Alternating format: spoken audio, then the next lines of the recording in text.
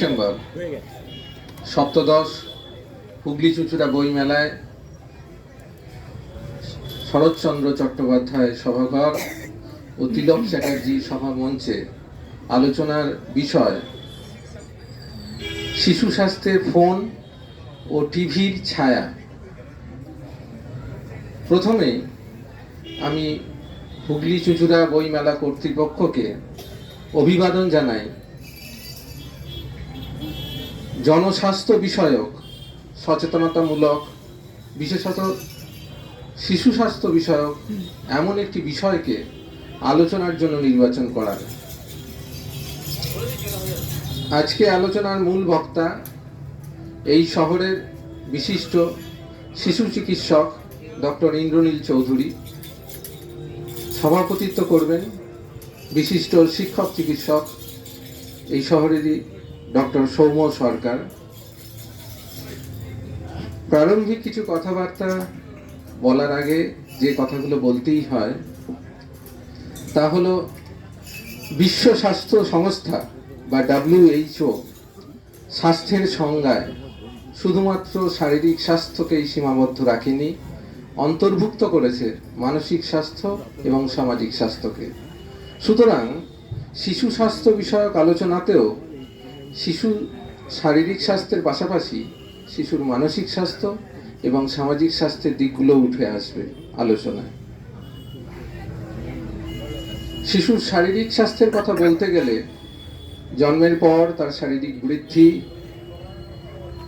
শারীরিক বিকাশের যে সূচক বা মাইলস্টোনগুলোকে ছুঁয়ে যাওয়া, তার খাদ্যাভ্যাস, খাদ্যের গুণাবলী, বিভিন্ন প্রতিষেধকের উপকারিতা প্রভৃতি উল্লেখ্য। তেমনি মানসিক স্বাস্থ্যের বিষয়ে মানসিক বিকাশের যে সূচক বা মাইলস্টোন, সেগুলোকে অতিক্রম করা, সেগুলিও আলোচনাযোগ্য। মানসিক স্বাস্থ্যের সাথে অঙ্গাঙ্গিভাবে জড়িত মানসিক গঠন এবং সামাজিক বিকাশ। একজন শিশুর জন্মের পর প্রথম 5টি বছর খুব গুরুত্বপূর্ণ তার মানসিক গঠন, চারিত্রিক গঠন এবং সামাজিক বিকাশের জন্য। মানসিক গঠনের কথা বলতে গেলে যে কথাগুলি উঠে আসে, জন্মের পর একটা শিশুকে ঘিরে থাকে তার বাবা মা, তার আত্মীয় স্বজন, বাবা মার মধ্যে সম্পর্ক, বাড়ির আভ্যন্তরীণ পরিবেশ এবং শিশুটির বাড়ির বাইরের বৃহত্তর সমাজ।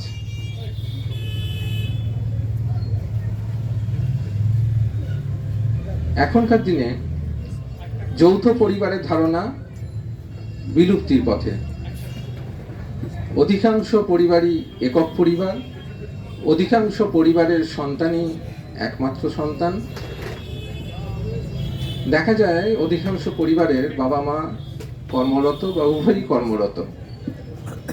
এই কর্মরত বাবা মারা কাজের পরে যখন বাড়ি ফিরে আসেন, তখন শিশুকে তাদের যে সঙ্গদানের অক্ষমতা, সময় দানের যে ব্যর্থতা, তা ঢাকার জন্য তাদের সামনে খুলে দেন বিনোদনের দুনিয়া।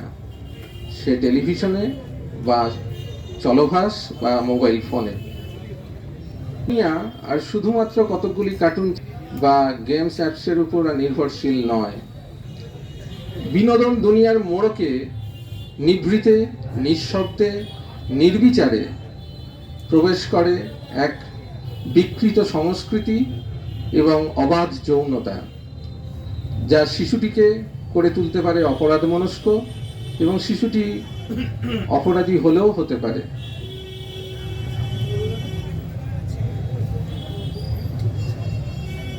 বিনোদন দুনিয়া মানুষকে শেখায় সামাজিক সমস্যা থেকে দূরে থাকতে, মানুষকে একা হতে শেখায়, আত্মসুখী হতে শেখায়, মানুষকে স্বার্থপর হতে শেখায়। সুতরাং যে শিশুটি ভূমিষ্ঠ হলো, তার জন্মের পর তার খেলাধুলার পরিসরটি হয়ে আসছে সীমিত, তার মননের বিকাশ, তার চিন্তার বিকাশের ক্ষেত্রগুলি হয়ে আসছে সীমাবদ্ধ। সে হয়ে পড়ছে প্রচণ্ড একা, এক নিঃসীম নিঃসঙ্গতায় সে বড় হয়, একা। এক নির্জনতা তাকে গ্রাস করে, নেমে আসে অবসাদ। সে তার ভাষা কাউকে বোঝাতে পারে না, তার ভাষা বোঝার কেউ নেই। সুতরাং এই সমস্যা থেকে উত্তরণ কিভাবে সম্ভব, তারই উত্তর খোঁজার প্রচেষ্টায় আমরা কি বিজ্ঞানকে অস্বীকার করব, নাকি প্রযুক্তির দরজা বন্ধ করে দেব, নাকি সুনির্দিষ্ট সুপরিকল্পিত এবং সীমিত ব্যবহারের মাধ্যমে আমরা এই বাধা, এই সমস্যাকে অতিক্রম করব? আমার ব্যক্তিগত অভিমত, সঙ্গীত বা মিউজিক হতে পারে এক বিকল্প পন্থা।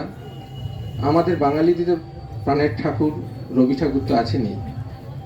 প্রতিদিন ঘুম থেকে উঠে বা শুতে যাবার আগে যদি শিশুর কানে প্রবেশ করে ওই সুধারস, তাহলেই তো আত্মার শান্তি, মনের আরাম। সুতরাং কবিতার ভাষায় যদি নিজের কথা বলি, এ বড় অসময়, বড় অস্থির এ সময়, পৃথিবী ঘুরছে খুব দ্রুত। কোথায় দাঁড়াবো আমি, কোথায় দাঁড়াবে শিশুটা? আসুন উত্তর খুঁজি। আজকে প্রথমেই আমি সভাপতি, বিশিষ্ট শিক্ষক চিকিৎসক ডক্টর সৌম্য সরকারকে তার প্রারম্ভিক সভাপতির ভাষণ দেবার জন্য অনুরোধ জানাই।